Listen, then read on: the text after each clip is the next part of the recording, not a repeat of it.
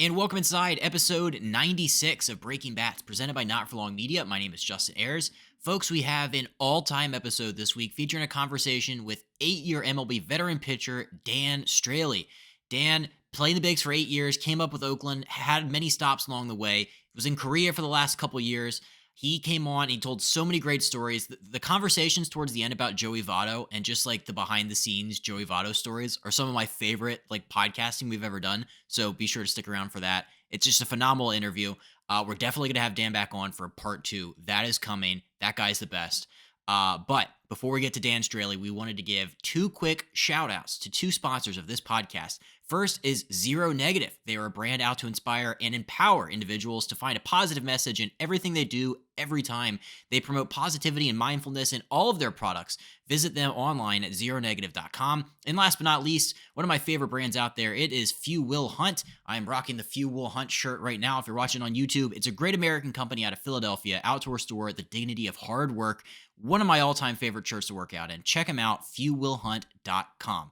With that all being said, let's get to the interview this week. Let's send it over to my conversation with Dan Straily. Enjoy. We are now joined by a very, very special guest. It is 8-year MLB veteran pitcher Dan Straily. Dan, this is awesome. Been looking forward to this one. How are you, and how's your off season?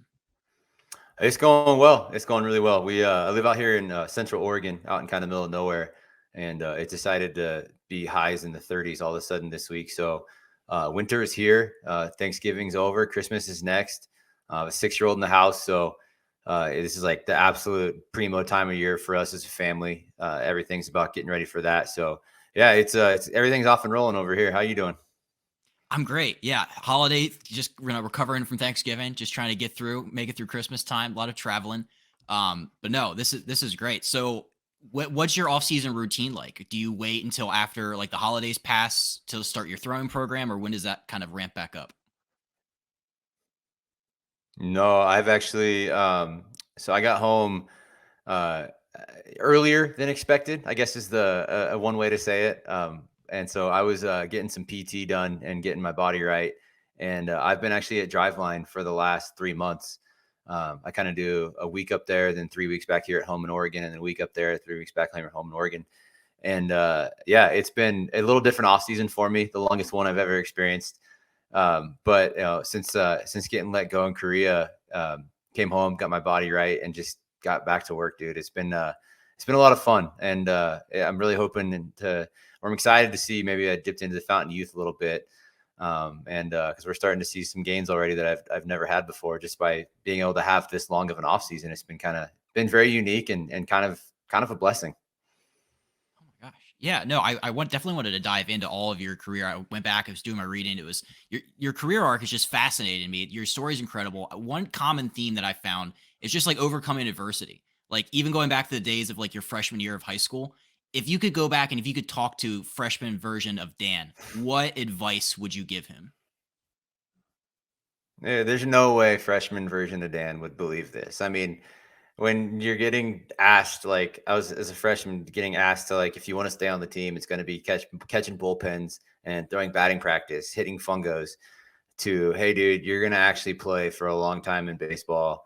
And I'm going into, I think, my 16th or 17th season professionally. And it's just like, there's no way freshman year Dan would believe that. So, yeah, I don't know. I feel like it's at the same time, like I wouldn't want to tell him anything. Just let him keep loving the game of baseball and just keep going exactly how it was, because, you know, maybe had I known that I was going to make it, maybe I wouldn't have worked as hard or wanted it as much if I knew that it was going to be something my whole life that was going to be a part of it.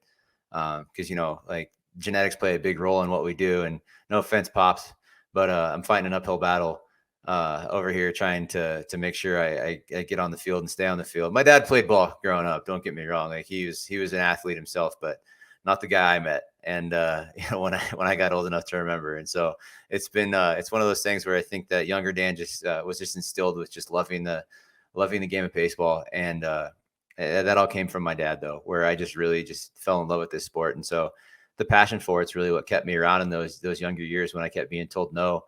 You know, and that was just kind of a common theme my whole life, where it's like I was always kind of being told it wasn't good enough, and just kind of kept going. And now it's just to the point where it's like one door shuts, it's like, cool, next, Like, it's just like, I just keep going and keep getting jobs and keep getting outs and keep having fun doing it. And, it's taken me all over the planet.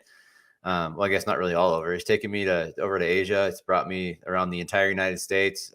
There's no way that a kid that grew up on a reservation out in Eastern Oregon, gets to go out and do all this kind of stuff that I've got to do. And so all these crazy world experiences I turned 35 next week, and I feel like I've seen a lot of the world that a lot of people don't get to see.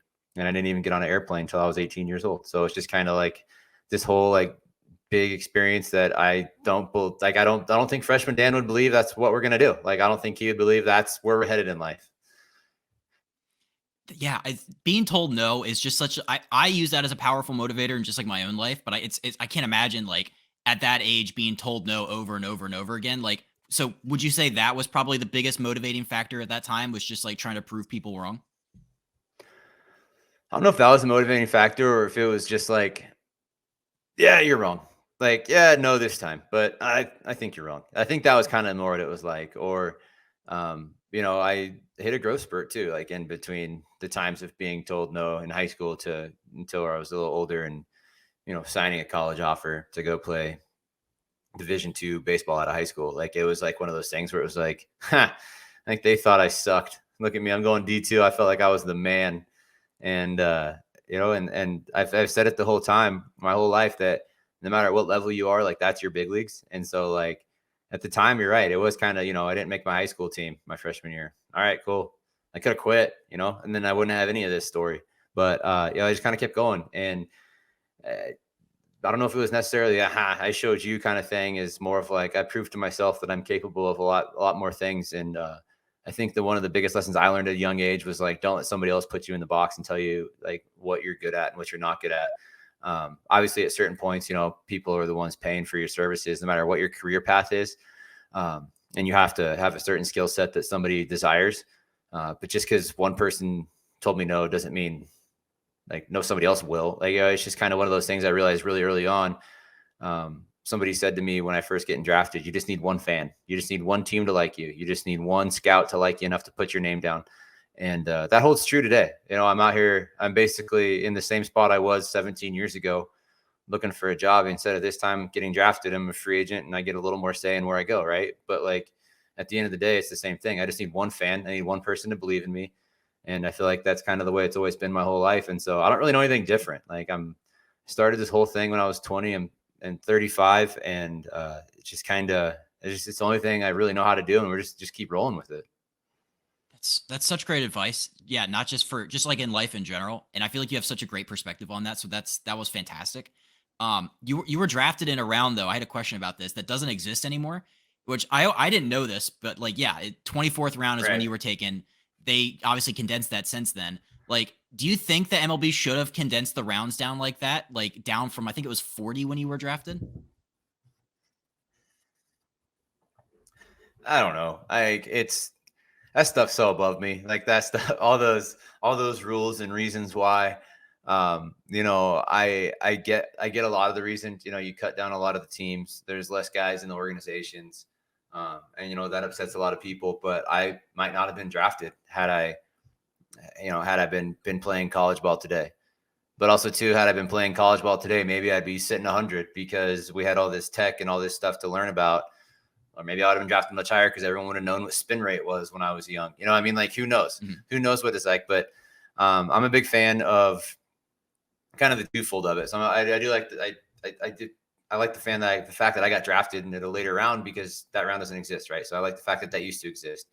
But I don't think it's terrible that a lot of these independent ball teams are benefiting from it too. And they're getting a lot of good players that's kind of turned into another version of like the G League or whatever other leagues, other sports call it, kind of thing, where it's like we have other leagues going on where it's like, it's kind of like a draft pool in a sense, where guys are there now trying to get back into affiliated ball. And so it's just kind of like just another way to get to the same outcome. But there was a guy, his name's Jed Hoyer. I forget where Jed's at right now. He was the AGM of the Cubs when I was a Cub, but he told me a couple years later, I ran into him when we were playing the Cubs, and he said to me one day when we were passing by, he's just like, "Hey dude, I'm proud of you." And I was like, "Thanks, man." He's like, we weren't betting against you when we traded you. I told you that before, but we really needed a center fielder, and we're asking for Dexter, and they asked for you. And he's like, I was like, oh, Jed, it's really all good. And he goes, yeah, well, I've always believed that big leaguers make their way to the big leagues. And so all the guys out there, like, hear that. Anybody that's trying to chase this dream, hear that, please, because big leaguers make it to the big leagues. If you have what it takes, and that's on the field, that's what they care about, right? If you have what it takes on the field and you put in the work off the field, big leaguers find their way to the big leagues. This game doesn't owe us anything. It doesn't choose you up and spits you out. But if you just keep going and chasing your dream, like, you'll find your way to the big leagues. And I truly believe that, and I've lived that. So just knowing that and hearing that, I've heard a lot of excuses from different people, like, I wasn't getting opportunity or this or that, and like I kind of came up with an opportunity. Like, I was the lowest round draft pick starting pitcher at every level I was at. Before you know it, I was the top prospect in the organization. Like, you just create your own opportunity. You just go out there and just be the best at something. And like, that's just kind of like the way I've always lived, the way I've always kind of approached this game. And like I said, it served me well, and I just don't know any different. Wow. That's a great quote by Jed Hoyer. I love that. Yeah. I had a question about another GM, specifically the one that drafted you back in Oakland, Right. Billy Beane. Obviously, I mean, you can't say Billy Beane without saying Moneyball. Big fan of that. What was it like playing for him? And like, what do you remember about like the little things that like the organization and Billy did that was so different and made them so good at what they did?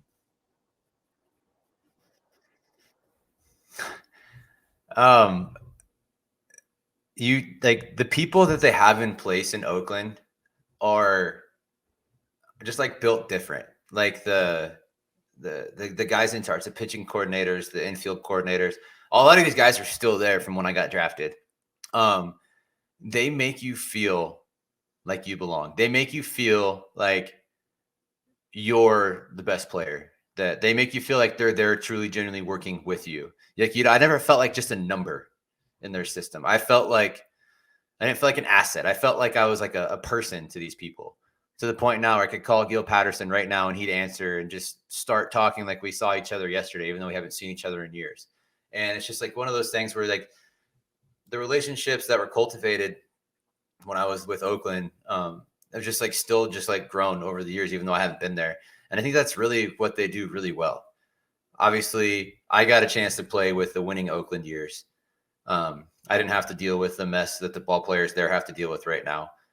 And just like all the outside distractions is what I mean by that. But it's just like I was there going to the playoffs. Like, I was very fortunate that my first parts of 3 years in the big leagues was where I was on playoff teams in Oakland. And we had that young third baseman, Josh Donaldson, that was pretty decent for us over there. And so, it's just like a wholly different thing. And Sonny Gray, the rookie, just signed a 3-year, $75 million second free agent deal. It's like, it was just a different time in Oakland. But the things that I really loved there was like, you knew the people in charge. They were approachable. They talked to you. I don't think I talked to Billy Beane or anybody until I was in the big leagues, but I feel like that's pretty normal for any 24th rounder. Like, hey, Billy, nice to meet you. Thanks for drafting me 24th round. Thanks for the $8,000. Like, greatly appreciated. That just doesn't happen. So, but yeah, I just felt like whatever they're doing for their little magic sauce over there that they're cooking up back in the day, good for them, because the run I was a part of was really fun. And we were a low budget team, but we didn't know any different. Like, we were all happy to be in the big leagues, making money and winning baseball games. Like, that's what it was all about. So they just do a great job, like I said, of making you feel like a person, not just a number. Because I can't say that's true with everywhere I've been. Like, there's definitely been places where I felt like I was just an asset, and I was a depreciating asset in the moment that they felt like diminishing returns. And these are all just business terms that are just sound really over the head of what baseball should ever be. But that's what it is. It's a business. Let's not forget that. And so I've definitely felt like an asset, and I've definitely felt like a person in this game. So it's just a different mix of where you're at. But like, to answer your question much longer than you might have anticipated, they make you feel like a person over there. I like that. No, I was going back and watching some of the video because, like, yeah, that was such a great time in Oakland baseball. The Coliseum was packed every night. It was like, was that around like when Grant Balfour was doing his like whole entrance song and everybody was going crazy? Oh, yeah. Like, that looked like a ton of fun. And obviously, as a former A, like, what were your emotions when you found out that they were going to relocate and move to Las Vegas? Yeah, my heart broke for so many of those passionate fans. Um, just like there's still Oakland fans, not a bunch, but there's still Oakland fans that hit me up all the time. Just because like I've been pretty open to conversation with people on via social medias over the years, but like they've just still like I really feel for him. The guy that's kind of famous in Oakland goes by right field Will, and he's just, you could tell this guy's just heartbroken. Like he posted something the other day, just like, I can't believe I'm actually doing this, but he clicked unfollow on the A's Twitter and was just like, you could just, this guy, like I knew who this guy was when I was in low A or in high A because he's at those games. Like the guy does not miss a game. Like, so if the A's are on the road, he's at a minor league affiliate, and the minor league affiliate used to be Sacramento and Stockton. And for those of you that don't know the relationship from that to Oakland, one's about 90 minutes away and one's about the same ish, but a different direction, or a similar direction, but different highway. But you're not too far away. And he lived like about 30 minutes. I only know where he worked, at least about 30 minutes away. I only know that because there was a bunch of us that stayed at the residence inn that he worked at. A lot of us lived in there during our rookie seasons. And so we met this guy when we were at Stockton Ports, and then we run into this guy when we're in AAA, and then we see him when we're in the big leagues, and then we end up walking into the hotel lobby where we're staying, and he's working the front desk. It's just like this guy's just an absolute passionate A's fan, and just like that's who my heart hurts for, you know. Again, it's a business, it's all this stuff, and that stuff's all above my head, man. I dropped out of college. Those people that are running the show up there, like, just they went to extra school, you know what I mean? And then they jumped into the real world of business, and they've been doing all that stuff. For me, 3 years was enough. I was out.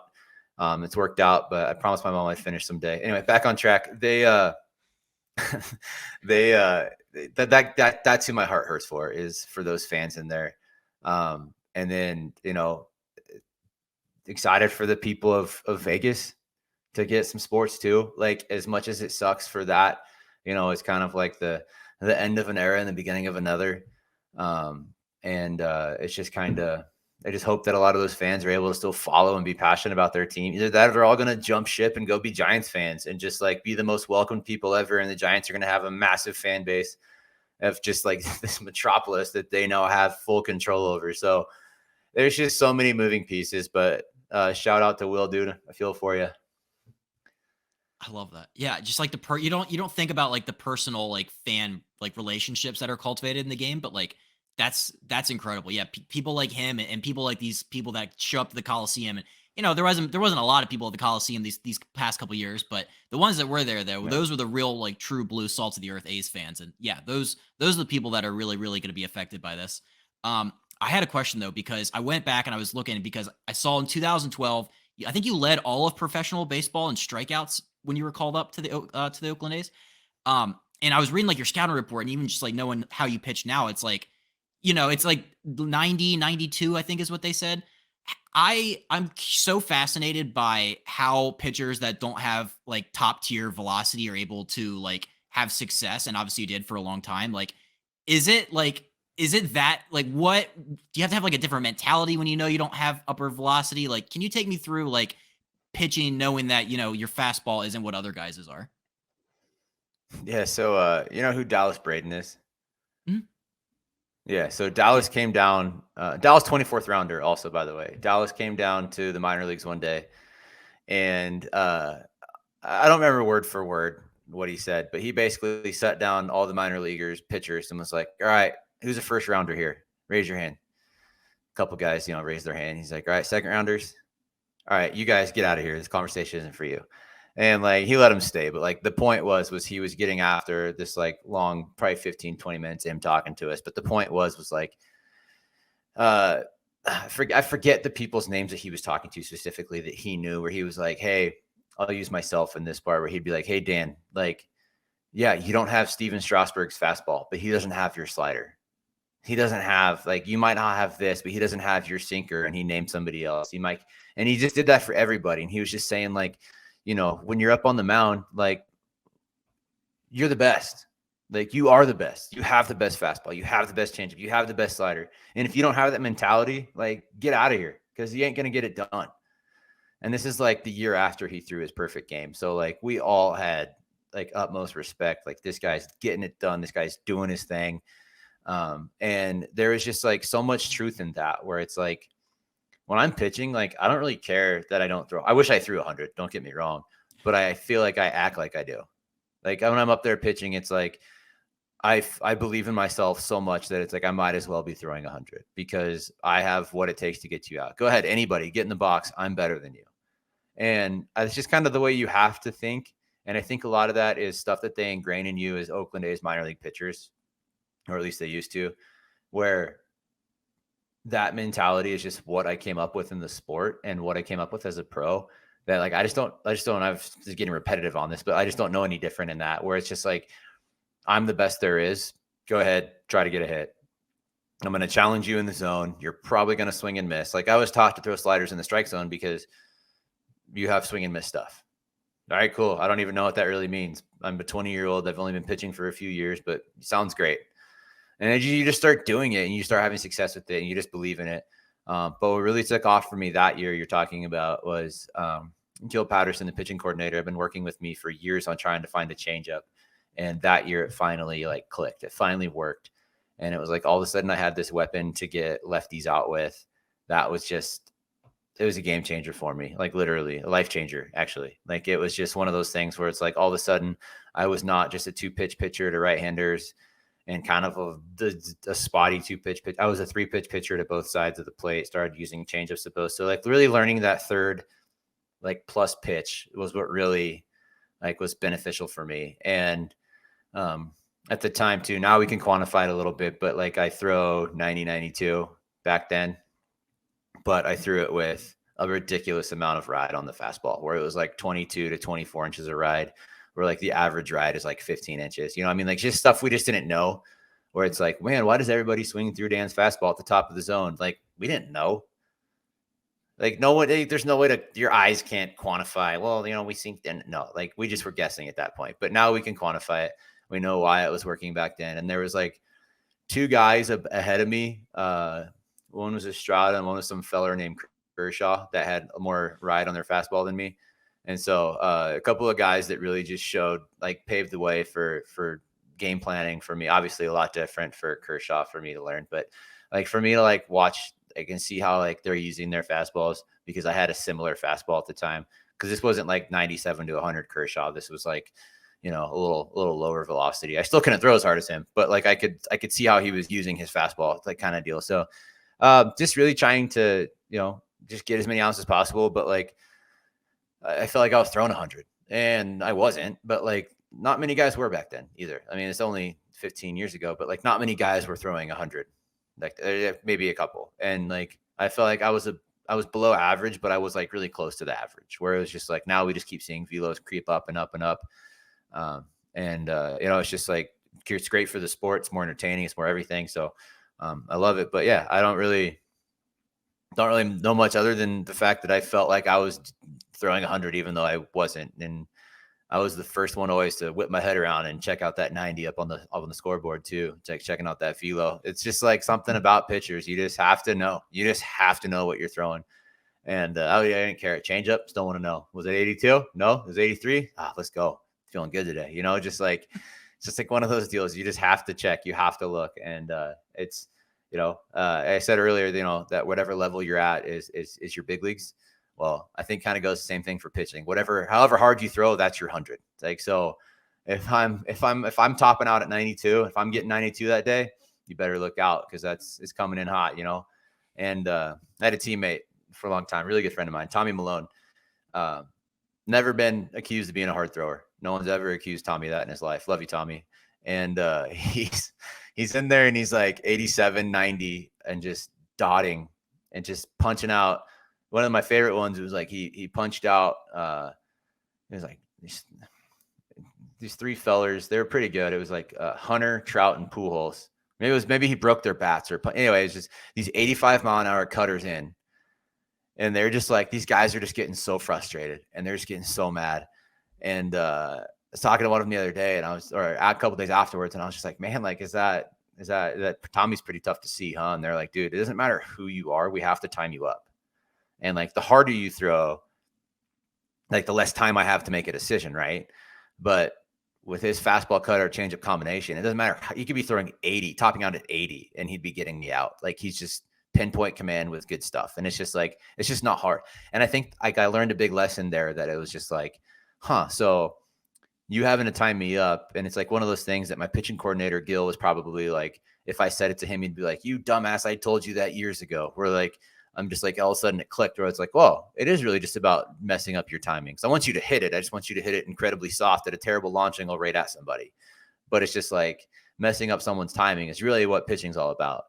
And so just being around a lot of different styles of pitchers really kind of helped me learn who I was as a pitcher. You know, I had a guy on my team, Jared Parker, just throwing these 95, 97 mile an hour bowling ball sinkers. And I'm like, oh, I'm going to try that. And like, well, you threw 91 and it didn't sink. So don't do that. You know, it's just like learning who you are as a pitcher. And then we had another saying where it was just like, stay within yourself. And that was like something where it was like, you can't be someone you're not. Like, I can't go up there and pretend like I have Aroldis Chapman's fastball, albeit I'm right-handed, he's left, but you get the point, where it's like, I can't go up there and pretend like I have something I don't. Like, I need to know who I am. I need to establish who I am, like in my head. I need to like know who that is and just be that person. And if you can just be the best version of yourself, you're going to probably like where you end up. So yeah, my 92 is my 100. There you go. Put it on a shirt. I love that. Who is the best? Who's the best? I don't want to say soft tosser. Is that a mean way to describe pitchers that don't throw hard? Who's the best guy that doesn't have premium velocity going right now, in your opinion? The best guy without premium velocity, Tommy Milone, still going. So I'm going to say Tommy. Let's see. I don't know. I got to be honest. I can't say I watched a ton of Major League Baseball in the last year. I really haven't. You know, being overseas, they're getting ready to get their day started. It's like 9 o'clock in the morning over there. You know, it's like, it's just a totally different spot. So I couldn't even tell you who's really throwing hard and who's not. I'd probably say of the guys that I would assume, unless he had a big velo jump, I would probably say Kershaw is probably the best non-hard throwing pitcher. If we're going to classify Strider as being a hard thrower, Kershaw is not a hard thrower. Obviously we would all take Clayton Kershaw's career. This is by no means a knock on Kershaw to anybody listening here. But I'm saying, like, of the non-hard throwers these days, I think it's hands down easy. The guy's stuff is elite. And maybe even throw Greinke's name in that mix too. Both guys used to throw 100 though. It's like cheating. Like they've come down to my level, and I've like been working my ass off my whole career to stay at this 90. And these guys are over here just like dropping down to my level finally. Thousands of innings in. Like, don't get me wrong, I understand it, but I think those two guys, and obviously Greinke's just a special character in so many regards, but the ability to throw a changeup harder than a fastball at times is like one of my favorite things of all time. So I would say he's probably those two guys, just two Hall of Famers. They're probably the best non-hard throwers right now. We interrupt this episode to bring you a word from the official sponsor of Not For Long Media and the Breaking Bats podcast, the original Fudge Kitchen. It is a staple of the Jersey Shore with 6 locations in Cape May, Wildwood, North Wildwood, Stone Harbor, and Ocean City. The original Fudge Kitchen makes all of their fudge in store, guaranteeing a delicious product, so stop by and let them know that Not For Long Media and Breaking Bats sent you. Check them out online at fudgekitchens.com, as they are shipping fudge and sweet treats all across the country. Now back to the episode. I like that. I had a question about another future Hall of Famer that you play with in Cincinnati. I might be the biggest Joey Votto fan out there. He's my favorite. So, like, Brian obviously has told stories about what it's like playing with him, just like his personality, his incredible intellect. Like, when you think about your experience playing with Joey Votto, what stands out for you? I got 2 Joey stories that, like, just are burned into my mind of who he is. Like, he's one of those individuals that, like, who you see on the interviews and stuff, like, that is Joey. Like, he is just, like, undeniably, genuinely himself at, like, all times. But, like, I'm sitting there and, like, it was like Jay Bruce and Zach Cozart were sitting down there talking, and I wasn't pitching this day. And, like, somebody said something funny, and, like, everybody laughed. This is like mid-game. It's like whatever inning. It's like mid-game. And, like, Joey just, like, is walking by, and he just, like, kind of stares at us. And I was like, Joey, is that not funny to you? And he goes, not right now, Daniel. I'm working. Like, complete stone-faced, and then probably walked out and hit a homer. And I was just like, He's not wrong. He's not wrong. He's working. And he went full first name. He's working. And then like Joey's like an incredibly like healthy eater. Very like just everything it's all fuel. I brought up one time about like riding in the car to the stadium and stuff, and he's like, it's just so terrible for your back. And I was like, huh? Like what? Like all these things like I never even think about. Like Joey's just on a different level. And but the story is, so he's a very healthy eater, and his birthday was coming up. I don't know how I knew it was Joey's birthday coming up. I don't remember how. And every now and then I'll get like a teammate, usually never another pitcher, usually like a catcher or Billy Hamilton. That year I'd bring him stuff all the time, but Joey made a lot of great plays at first base. And I was like, I really want to get Joey like a birthday cake, but I can't because he won't eat it. So I went to Whole Foods or Whole Paycheck, however you want to look at it. And I bought the biggest apple I could find, and I put a candle in it. And I went and got a card and like wrote like a childish, like, Joey, I'm so thankful for you. You're doing a great job playing first base. I really like being your teammate. Like, have a happy birthday. Signed, Dan. And so I had it sitting in his locker. I put there, like Joey walked in at the exact same time every day. So like, it was not hard to like know when he was going to be there. And I put the apple there and put the card there, and I'm getting dressed in my locker and tap on my shoulder. I look over, and Joey's over my shoulder, and just, Daniel, that is one of the nicest things a teammate's ever done for me. Thank you. And walked away. And I was just like, you're welcome, Joey. Like, I feel honored that this was hopefully, he probably doesn't remember this, but he was just like so incredibly like thankful that I stopped and got him an apple, and knew not to get him cake or cookies or something he just wouldn't eat, and just brought him that. And he probably wouldn't eat the apple anyway, because I had to cut a hole to put the candle in it. But he's one of my absolute favorite teammates of all time. Super generous to just like any hotel staff that we ran into, where he making sure that the people were taken care of around us, that were helping us, navigate hotels and luggage and just everything. One of the more generous people I've ever been around. Just such a kind-hearted individual, and just like one of the most intelligent, funny people. Like, smart humor to me is really funny. Like, dry humor, it's like another, I just love it. And just like how just like stoic. And I said two, but I'll throw a third one in there. I was in the batting cage one day, and I was an absolute terrible hitter, almost set the record for to start a career. And I'm in there, I'm like, Joe, you got any advice? Like, I'm being serious. I'm like, Joe, you got any advice? And he just pops his head up. No, Dan, that ship has sailed. And then nothing, just left me on red right there. Just nope, no advice. That ship has sailed. All right, I'll try to get a hit tomorrow. Thanks. And you're just like, I love it. He's just so incredible. What a good teammate. What a fun guy to be around. And would hired one of the bat boys, or I think it was one of the bat boys, to babysit his dog, or dog sit his dog whenever we were on the road. And occasionally the bat boy would drive Joey. Joey had a minivan where he like took out all the back seats, and like there was like a dog bed back there for his dog to have easier access in and out of the car. Which is amazing for any dog people out there to like have that much respect for your dog who's getting older, to buy a minivan and customize it for him. But he all of a sudden they'd be like in Pittsburgh or like in Chicago, or something drivable. Like all of a sudden they're in St. Louis, and Joey has his dog on the road, and like, who am I to tell him he's wrong? He's Joey Votto. Like, he's the best first baseman, as far as you could see around here. He's the best. So yeah, incredible teammate. That was a really fun year of my career and my life, getting a chance to be around all those guys. We were terrible. We were really bad at baseball, winning baseball games. We were like 16 games under 500 or something. Maybe I'm wrong, but I felt like we were like 16 or 17 games under 500 at the end of the year. It was a very long, hard year, very injury plagued, and we had a lot of talent and a lot of injury going on, which is just, it was hard to stomach at times. But yeah, I mean, it's really cool. I was actually my favorite city probably that I've played in was Cincinnati. Talk about passionate fans and passionate people around their teams and their sports there. Really enjoyed. I'm also kind of a smaller town country guy, so living over in Kentucky was a little more my speed. Really enjoyed Miami too, but that's really the opposite of Eastern Oregon reservation life growing up. To be out there in South Beach living. Yeah, we were on South Beach. Yeah, that's most of the team lived in one building on South Beach. That's a far cry from yeah. Also, I just think it's hilarious he would go full name. Would you ever hit him with a Joseph, or was that just not the relationship you guys had?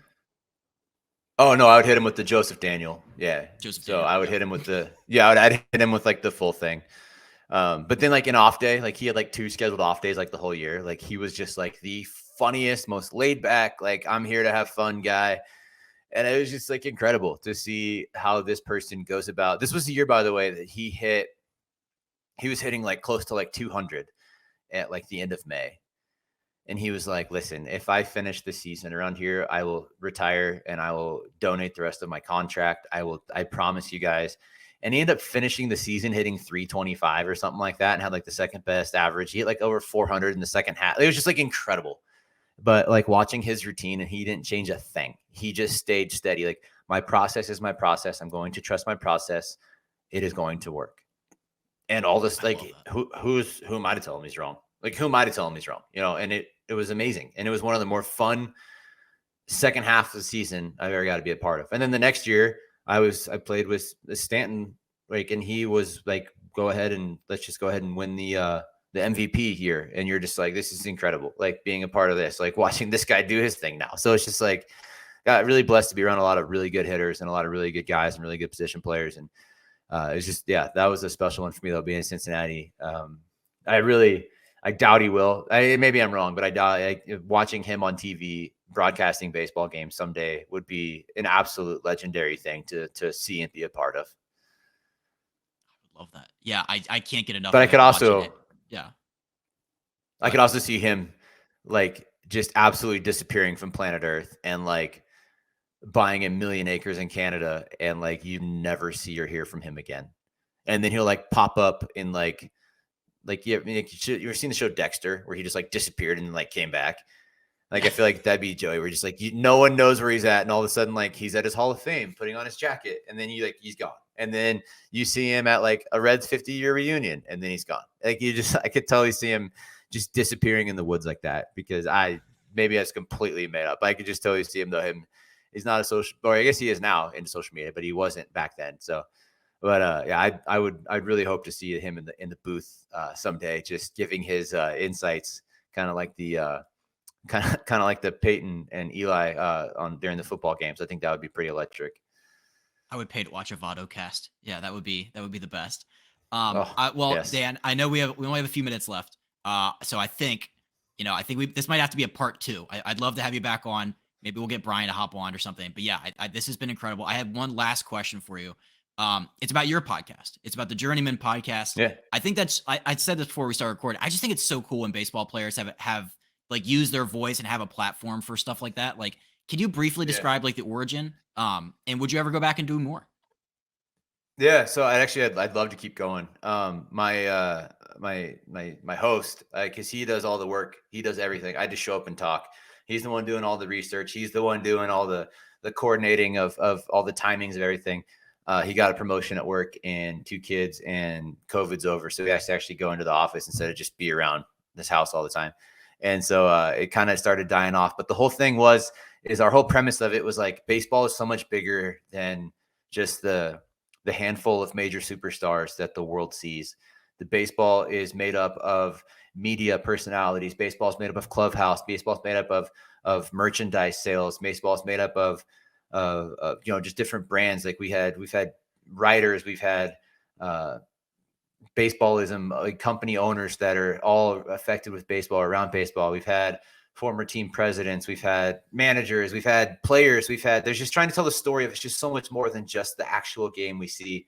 And then trying to get the story of the people that aren't on the face that aren't the face of Major League Baseball, people that aren't on the cover of MLB The Show. Because I would say 99%, obviously I'm making that stat up, but like 99% of baseball players are more like me than they are like Mike Trout, right? Where we're out here grinding to extend careers and make as much money as we can out of this. And I'm not saying he's not. He's made a gajillion dollars playing this sport, right? And he's just far better than everybody else that plays it. But the majority of us are in that kind of lump sum of like the average major leaguer, which is obviously still a very good baseball player, but there's a lot of us. And so we're fighting for jobs, right? And so trying to tell that story, trying to tell that narrative. And I'm just absolutely fascinated with people's journeys of how they got there, where they're going. We all have such a cool story. I've met so many fun people doing that podcast. And like, nobody really was like, you know what? I'm going to be the glove salesman for Rawlings. That's what I want to do with my life. But then you get on there and you meet these people and you get to hear how they got to where they got, or how baseballism started because one of their friends was going through a life crisis, basically. And the four of them got together to give him something to do, to have a job. Boom. Now they're all quit their jobs and they all just work for baseballism and they own it. Like, it's just like, it obviously a lot of hard work and there's a lot in between those two statements. But I'm just so fascinated by people's stories. And I'm that guy on the airplane that'll sit there and I'll talk the entire flight to somebody, just hearing whatever they're doing. And then they're like, what do you do? And I'm like, oh, I'm a self-contractor. I have a subcontractor for, just corporate, big corporations. I just rotate and throw balls. Like, I just really don't do much. And I just really try to just hear their stories. Cause like, it's not that I don't want to talk about my own. I just, whenever people find out what I do for a living, like the whole conversation shifts. But I get to hear a lot of really cool stuff when I just get to be the instigator of the conversation and hearing about other people's lives. And I think it's so fascinating. There's always so much we can learn from each other. And I just really like hearing other people's stories. And that was kind of how it all started.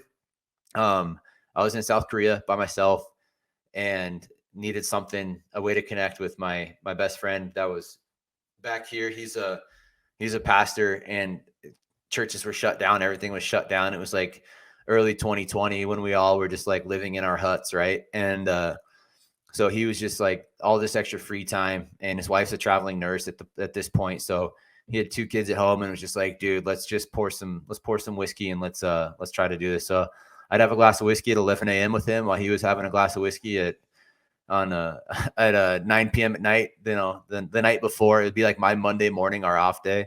And it was like, that's what we were doing. We were just having our conversation, and it took off a little bit for us. And it was a lot of fun to kind of have those memories and share those experiences. And then, so we did like an episode with a guest, and then we also do an episode where I would just kind of tell my story. And we took one episode and talked about, high school ball and college ball, both colleges, and then every single minor league and every single major league city I ever played in. We did an episode for, and we just reminisced and talked about stuff. And like, it felt like therapy to me after a while, where I was like, I forgot that I was like talking to an audience, and I was just telling my story to my buddy who hadn't heard it either, by the way, which made our podcast really cool. He didn't know like 98%, another made up stat of like what I was saying. And so we were just like going, and we were just feeding off each other, no scripts, no nothing. And we were just having fun talking. And so I really hope I can get back to that with him, but time will tell. But I'm really sorry. I do need to get going though. I got to get my little man over to basketball practice. Promised mama that I'd be the one taking him tonight. So if you'd have me, I'd love to be back. Always enjoy it. I love talking, I love talking. My wife accuses me all the time, but I love talking about baseball specifically, telling stories. We could have gone on for hours about just that one year with the Cubs, with the Reds. Sorry, I played for 10 different clubs. They all kind of start to get jumbled up after a while. So, yeah, dude, I'd love to be back. Thanks for having me.